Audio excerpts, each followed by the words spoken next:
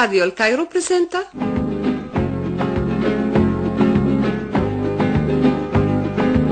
Gira del micrófono.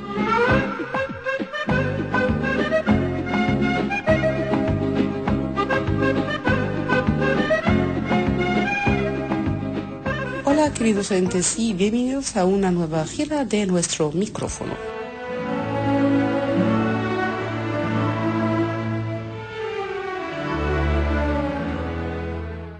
Damas y caballeros, bienvenidos a un nuevo episodio del programa Señor Embajador en Radio El Cairo. Hoy viajamos juntos a través de las ondas hacia uno de los países más hermosos de América del Sur, un lugar donde la naturaleza espectacular, la diversidad cultural única y la rica historia se unen. Hablamos de Ecuador, un país que combina las majestuosas montañas de los Andes, las encantadoras playas del Pacífico y las sorprendentes selvas del Amazonas.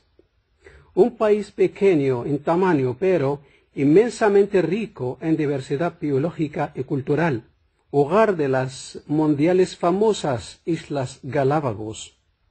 Los llevaremos en un recorrido para descubrir los secretos de este fascinante país y hablaremos sobre sus principales atracciones, costumbres y tradiciones. Quédanse con nosotros y prepárense para descubrir Ecuador como nunca antes lo habían hecho. Damas y caballeros, bienvenidos nuevamente. Hoy hablamos sobre Ecuador, un destino turístico fascinante para los amantes de la naturaleza y la arquitectura histórica. Pero antes de comenzar, démeselo la bienvenida a mi invitado y el suyo, Su Excelencia el embajador Denis Toscano Amores, embajador de Ecuador en El Cairo. Bienvenido al programa y a su segundo país, Egipto, señor embajador. Muchísimas gracias.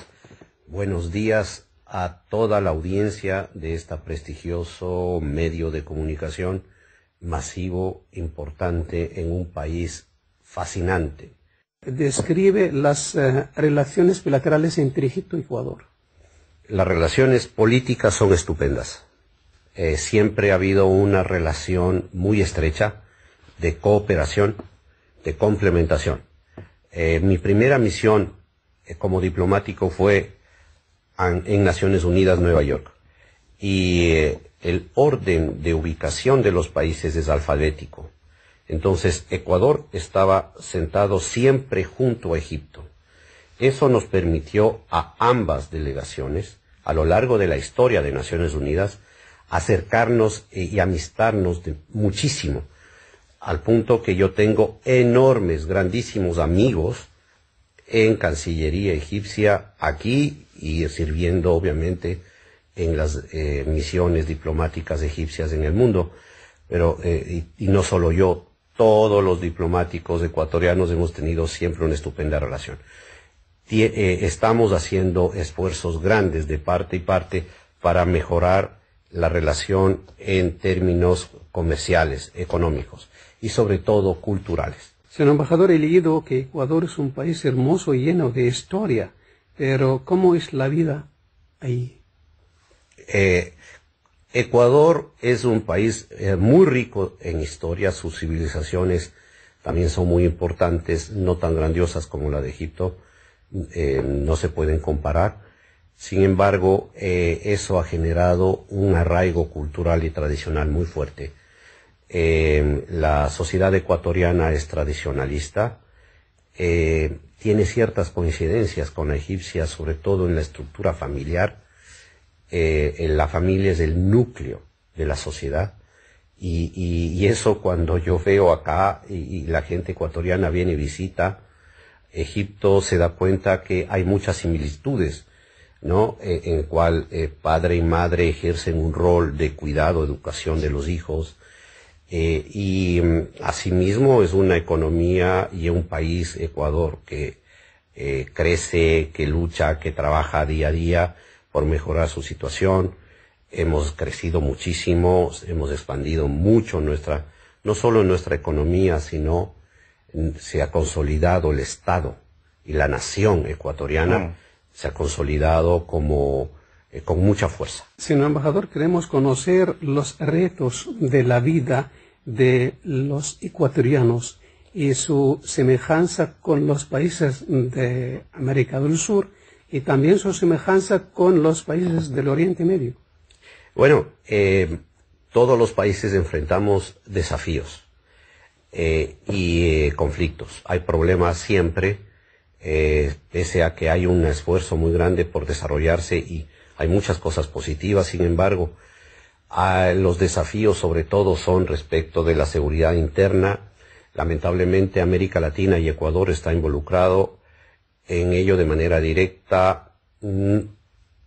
Somos consecuencia de un fenómeno regional del narcotráfico que viene desde fuera. Son carteles extranjeros que utilizan a Ecuador, y puedo explicar después por una de las preguntas que va más adelante. Utilizan Ecuador y sus puertos para exportar la droga. Ecuador utiliza el dólar como moneda nacional, el dólar de Estados Unidos, y eso facilita, entre comillas, a los narcotraficantes para realizar sus operaciones. Y es un mercado que crece, por tanto es fácil lavar dinero, buscan lavar dinero, money laundering, que se llama en inglés, y obviamente exportar desde nuestros puertos. El esfuerzo y el costo para Ecuador es enorme, porque Ecuador no produce droga. Nosotros no somos productores de droga. Son nuestros vecinos.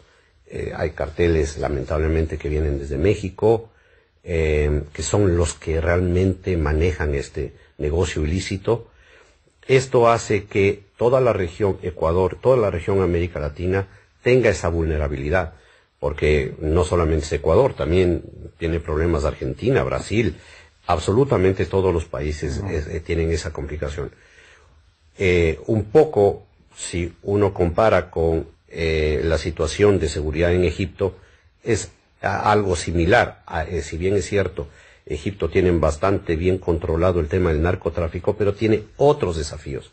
Sus conflictos de los países vecinos, ¿no? Porque estamos hablando de Sudán, estamos hablando de Libia, Siria, Líbano, Palestina, etcétera, hacen que el riesgo y las amenazas para Egipto sean siempre fuertes, y ustedes deben estar siempre atentos. Lamentablemente se obliga a utilizar recursos para fortalecer las instituciones de seguridad, cuando si es que hubiese paz y progreso solamente debería ser utilizada para la población civil, ¿no? Señor embajador, ¿cuál es el número de los habitantes de Ecuador? Ecuador cuenta con más de 17 millones de habitantes, más pequeño que la ciudad del Cairo en población. Sin embargo, de esos 17 millones, son cerca de 18, de hecho, 2 millones son extranjeros. Señor embajador, ¿es caro el costo de la vida en Ecuador y cómo se adapta un visitante al entorno ecuatoriano? El costo de vida en Ecuador es caro en las grandes ciudades. Quito es muy caro. Quito es la capital, Guayaquil el puerto más grande, que son las ciudades más grandes del país, tienen precios internacionales a nivel de Nueva York. Sin embargo, vivir en ciudades intermedias o pequeñas es bastante más económico y se equipara más o menos al mismo costo de vida que existe en el Cairo, en Egipto. Damas y caballeros, hoy viajamos en nuestra imaginación al continente sudamericano para conocer Ecuador. Ubicado en la línea del Ecuador, este país remonta su civilización a tiempos remotos. Está lleno de vestigios de pueblos originarios, como la civilización inca. Ecuador también destaca por su diversidad étnica, albergando una mezcla maravillosa de pueblos indígenas como los Quchuas, además de personas de ascendencia española y africana. Acompáñanos mientras profundamos en este único país. Señor Denis Toscano Amores, embajador de Ecuador en el Cairo, queremos conocer qué distingue la ubicación geográfica de Ecuador de otros países sudamericanos. El nombre de Ecuador, de mi país, se debe a la línea ecuatorial. Estamos ubicados en plena mitad del mundo, lo cual nos genera una serie de ventajas geográficas, orográficas, climáticas. Tenemos lo mejor de todo en cuanto a clima, tierra y iluminación del sol, temperaturas. Eso nos permite tener también una mayor posibilidad de desarrollo competitivo de nuestras actividades productivas. Hay países en América Latina que Brasil tiene 4 millones de kilómetros cuadrados de selva amazónica. Nosotros tenemos una pequeña fracción. Sin embargo, nuestra ubicación hace que los Andes, al confluir con la Amazonía, generan un espacio de biodiversidad único. Ecuador es el país más megadiverso del mundo. Es uno de los 8 más megadiversos en diferentes órdenes, con un pedazo de territorio de menos de 300.000 kilómetros cuadrados, es decir, menos de un tercio del tamaño de Egipto. Señor embajador, ¿cuál es la relación entre la ubicación de Ecuador y la línea de Ecuador? ¿Y cómo afecta esto al clima? También hay maravillas de la línea del Ecuador. Queremos conocer mucha información sobre este tema. La línea de Ecuador se debe, como mencioné en la pregunta anterior, a la línea ecuatorial. ¿Por qué se le llamó así? Fue un conjunto de investigadores geodésicos de Francia que llegaron en el siglo XVII y XVIII a medir el tamaño de la Tierra. Una vez que concluyeron sus investigaciones, se dieron cuenta que en esa zona, justo en esa zona, confirmaron que existía la línea imaginaria del Ecuador. Ecuador significa mitad, y por eso somos el país de la mitad del mundo. El sitio donde hicieron las investigaciones está a tan solo 10 kilómetros de la capital, Quito, de donde yo soy originario. Y como mencioné también, eso nos permite tener una serie de ventajas en cuanto al clima. Tenemos clima bastante organizado. Tenemos una época de lluvias, una época sin lluvias.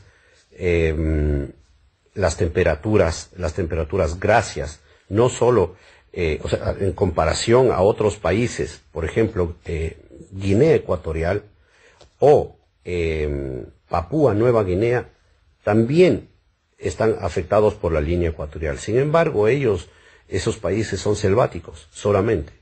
Ecuador tiene, como bien se ha hecho en la introducción, 4 mundos completamente diversos, y es precisamente por la presencia de la cordillera de los Andes y las corrientes marinas que generan un microclima único a nivel global. Señor embajador, durante la preparación de este episodio he leído muchas informaciones